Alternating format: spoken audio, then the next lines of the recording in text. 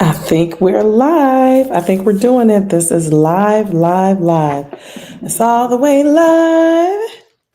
All the way live. I like to get this thing just so. Let's see if we can go a little bit taller. Nope. I guess that's all the height we're getting today. No worries. No worries.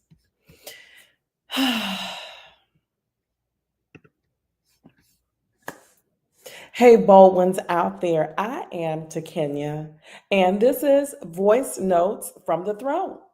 Now, Voice Notes from the Throne is real talk from a woman who has reclaimed her crown. Soft voice, hard truths, and sacred clarity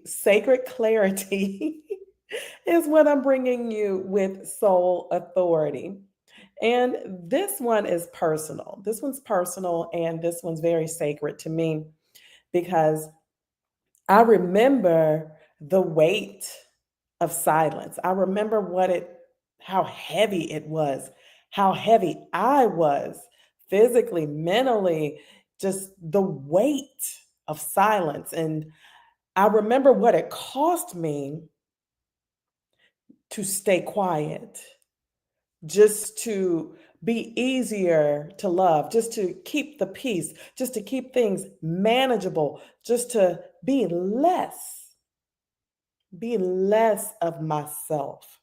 We're talking about the weight of silence and what it's costing you not to speak. Okay. Now, I was once told that my voice was too much, too loud, too emotional, too powerful. And I'm willing to bet that some of you can relate to that, being told that you're too much, too loud, too emotional. And what's most surprising is to hear someone say, "You're just too powerful." And for a while, I believed the people who said that to me. I believed the lie that was told to me by people who I thought had my best interests in mind, by people who I thought loved and adored and cherished me. And so what ended up happening was I just kept trimming myself down. I kept shrinking myself, just really trying way too hard to fit in places that honestly they just were not designed to hold me. They couldn't, they didn't have the capacity to embrace the fullness and the greatness of me, all of me. And this was very much what I would call a square peg, round hole type situation, if you know what I'm saying. I was never meant to fit in those spaces. I was never meant to stay in those places long term, but I didn't know that at the time. I didn't know it yet. But I've lived long enough to know this. Silence is at peace. Silence is at peace. But a lot of the times, silence is survival. Silence is at peace. What happens more often than not is that silence becomes survival. And anytime that I've edited or anytime that I've selectively muted myself from a place that was rooted in fear, from a place that was rooted in lack, it was done from a place of survival. I am not sorry that that version of me existed. That version of Takenya is no more. But today, my loves, what we're going to do is we're going to break that survival pattern. Something had to change within me.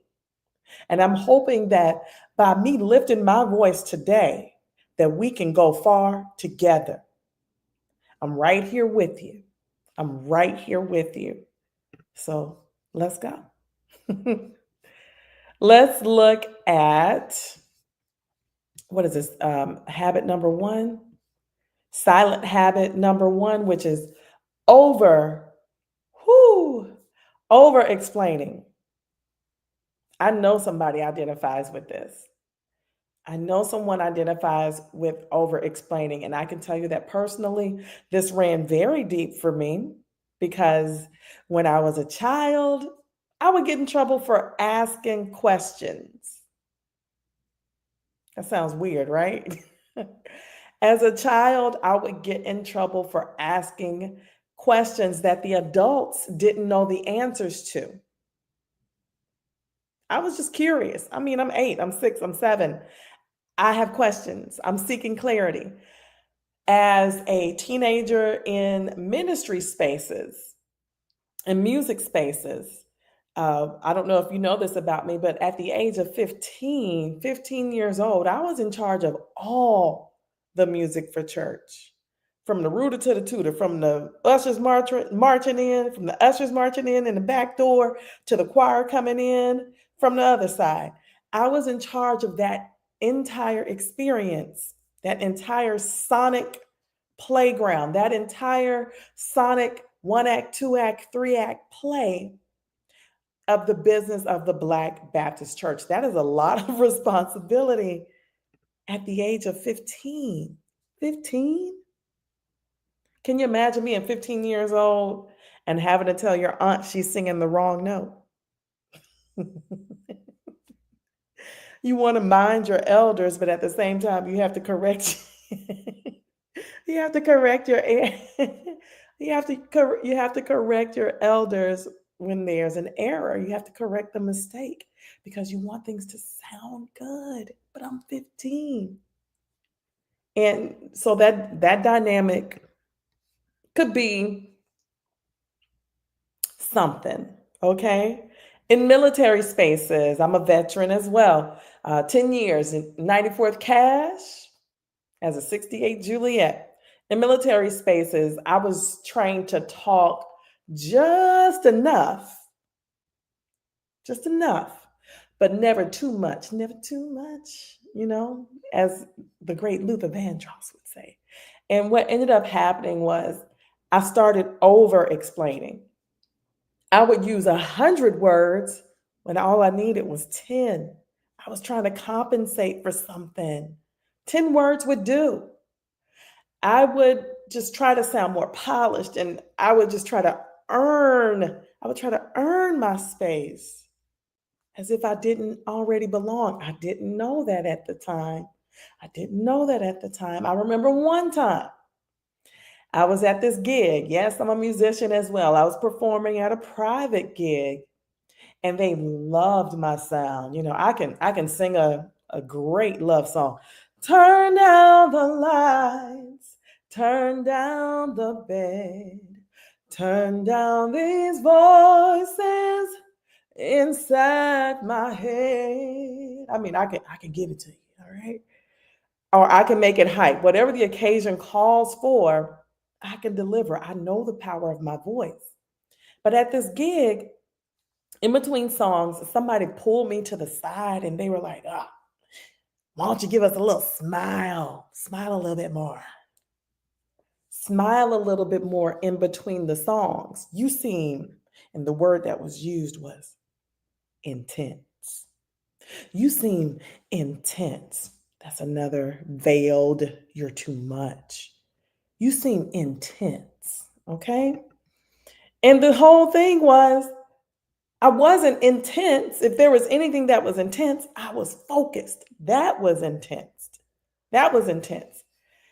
I ended up shrinking myself yet again to try and conform and fit into what someone else saw as the package that I should reside in. I was explaining myself, and it ended up softening my shine. So if you're over explaining, I want you to know what the truth actually is. The truth is, if you have to explain your brilliance in order to be respected, that's not your stage.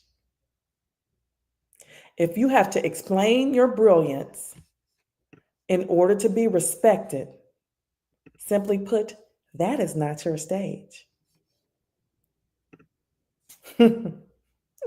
Here is Silent Habit number two, which is waiting to be picked. And I'm going to tell you something real. I'm going to share something that's rather intimate and and personal. I got remarried not because I wanted a partner per se, but I got remarried because I was tired of doing everything all by myself. And I wasn't completely by myself, but from the day to day, everything that it takes to make a household run on the day to day basis, it was me. Yes, I had support in my parents and my sisters and other family members. But when you have two kids, it's making me think of that Reba's TV show. A single mom who works two jobs or works real hard, who loves her kids and never stops. That was me working hard for those two kids. And it was exhausting because I was one person doing the job of many. I was one person doing the job that I wasn't created or designed to do. I wasn't supposed to be a single parent with two kids. That was never on my bingo card, but here I was. Okay? Some of you know this firsthand.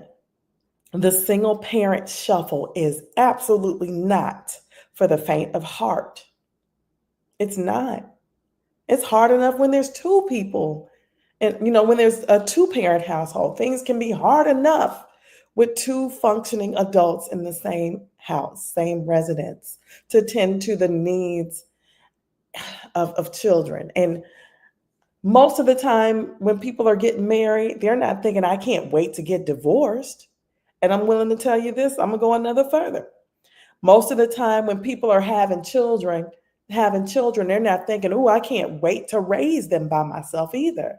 So people aren't getting married to get divorced, and they're not having kids to be raising them by themselves most of the times. Most of the times. There are some people who are positioned differently, and that's fine. But I'm talking about my lived experience.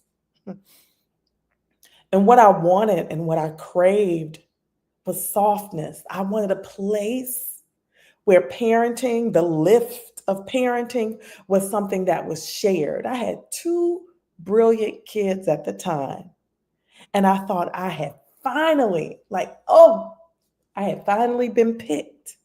I thought I had been picked, like, oh, he's chosen someone who's already had two children with another man.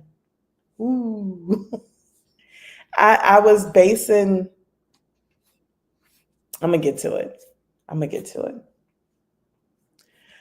But in doing that, in not moving in alignment to what was divinely designed, I ended up picking somebody else's peace over my own power. I did that. And I owned that because I wanted to be picked. Pick me. I wanted to be picked. Even in business, I used to post into the ethers on social media, and I was expecting the internet to give me immediate feedback. What I would do a lot of the times is check my Stripe notifications, and then I would ask myself, like, did anybody sign up yet? How many likes did it get? Did I say enough? And here's what I ended up learning the hard way. Your voice is not a lottery ticket. It's not. It's not a lottery ticket. You're just scratching off and hoping, scratching off and hoping. Maybe this is it. This is the one. Your voice isn't a lottery ticket. It is a light switch. It is a light switch, and you don't wait for somebody else to flip that sucker on, okay? You don't have to wait for somebody else to turn you on. You walk right on over to that light switch and you flip that thing on. You flip that thing on your doggone self like it's that Krispy Kreme hot now light, okay? I don't know what you're waiting on. I don't know what you're waiting for. But to be clear, what was happening for me in this pick me phase, what it was costing me was I was correlating my worth and my ability to be chosen in marriage, or I was correlating my value with a strike notification or a number of likes or how many people saw it or how many views it got. That is vanity. It's a vanity metric for sure. But the truth is, I should have been choosing my own peace and my own power. But hey, I'm here to tell you today there is a new Takenya here, and she certainly knows better. And she is indeed doing better. She knows better and she's doing better. Here is silent habit number 3 and what it's costing you. So, editing the truth. Editing the truth. I can say this. I used to think that I was protecting people by not telling the whole truth. I used to think I was protecting people by not telling the whole story.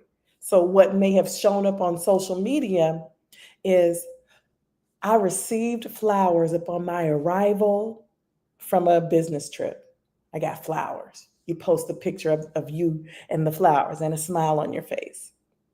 But the flip side of that, the other side of that story is not even 24 hours later,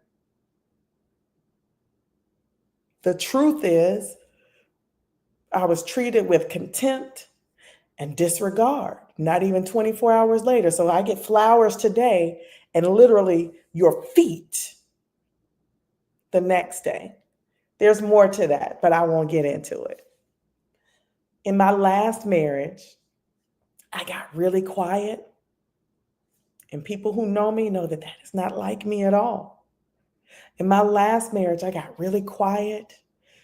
I stopped singing at home. I stopped singing at gigs. I stopped singing. I stopped singing. And I stopped asking for help. And I let go of the parts of me that felt too extra or too big or too bright because I was editing the truth for public gaze. I edited that truth because I didn't want to embarrass him or me or me or me. I edited the truth because we're told what happens at home stays at home. What happens in your house stays in your house. And to some extent, yes, I absolutely get it. But if harm is being caused, you have to sound the alarm. I didn't want to have to explain why that vibrant, sparkly, radiant woman who was just on stage was hurting and suffering and slowly dying daily behind closed doors and out of the public's gaze. And that isolation was as loud as my silence. And I want to be clear here. I want to be very clear. Edited truth never sets anyone free. It never does. Editing the truth never sets anyone free. It won't set you free. It won't set them free. And it didn't set me free. The parts that I kept quiet were the parts that needed air. That feeling in your throat, that lump in your chest, the weight in the pit of your stomach. Your body is telling you that you have to give voice to the pain of all of it, all of it, all of it. the parts that could have healed someone or helped them avoid being in the same or similar scenario that I had just been in, but I wasn't bold enough to speak then, you best doggone believe I am bold enough to speak now. I am bold enough to speak now. The other cost of silence here is the one who's causing the harm, the one who is inflicting pain upon you. That person gets a free pass to continue causing harm and inflicting pain simply because I said nothing.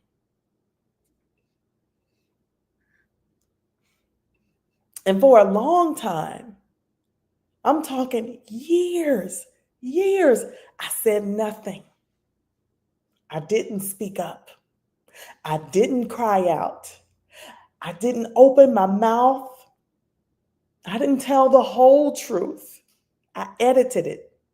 I suffered in silence, and it cost me. It cost me. And so I ask you, what is the cost of your silence? Who's protected so that you have the illusion of peace?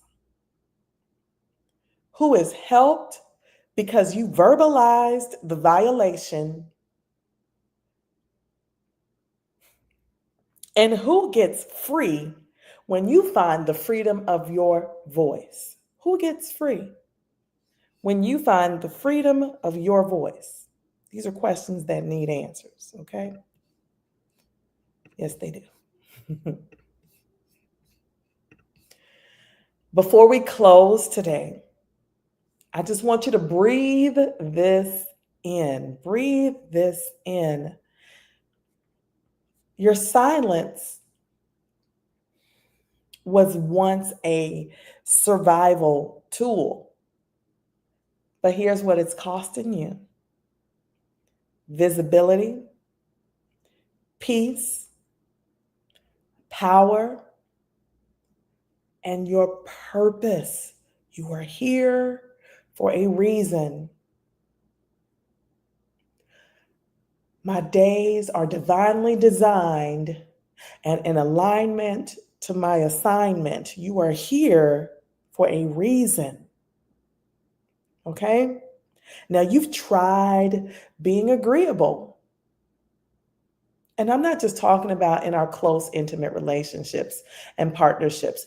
I'm not necessarily talking about those romantic relationships. You've tried being agreeable, but today specifically, I'm talking about mine. You've tried being enough when they said you were too much. You've tried it. You've tried making yourself smaller so that other people could stay comfortable. You tried making yourself smaller in order to be palatable to your audience. You've tried that already. You've been there and done that, right?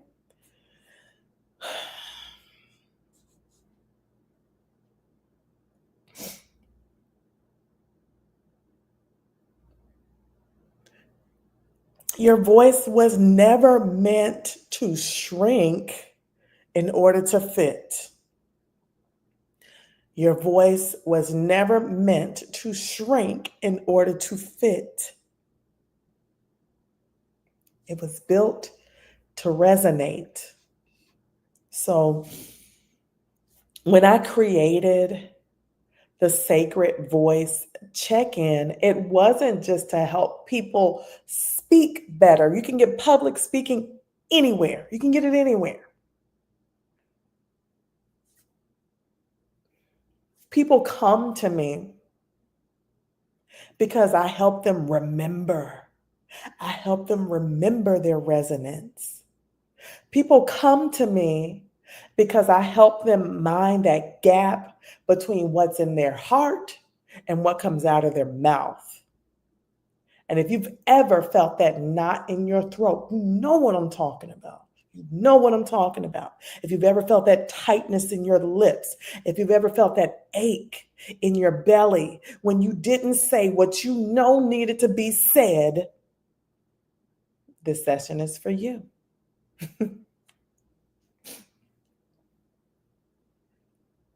This sacred voice check in, it's 25 minutes. It's $47. It's private. It's soul centered. It's strategy rich. We'll uncover the lie that's been silencing your truth, and we'll reverse it on the spot. The lie I used to believe, gone, fixed, addressed. And it took me years to address that. All I'm asking you for is 25 minutes, because in 25 minutes, you'll walk away with real clarity, not just some inspiration and a feel good moment, okay? The link is in the description of where you're watching this video. Drop a comment if you're ready to be heard, or just say this: my voice is sacred.